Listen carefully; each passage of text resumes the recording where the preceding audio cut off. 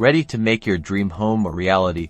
Let's unlock the secrets to submitting winning offers through Redfin. First things first, head over to Redfin.com and log into your account if you don't have one. It's quick and easy to sign up. Now, find the property you're ready to make an offer on. Scroll down to the Make an Offer section. It's usually located near the bottom of the page. Click that enticing Make an Offer button. This will launch Redfin's online offer tool. Prepare to fill out the offer form. This includes your offer price, financing details, proposed closing date, and any contingencies you might have, like a home inspection. Be accurate and thorough.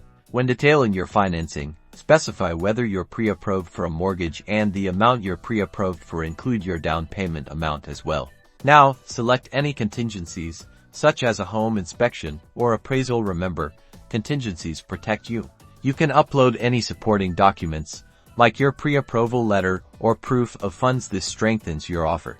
Before submitting, carefully review all the details of your offer. Double-check everything for accuracy. Once you're satisfied, hit that Submit Offer button. Congratulations! Your offer has been submitted to the listing agent. Now, keep an eye on your email for updates. Good luck, and happy house hunting.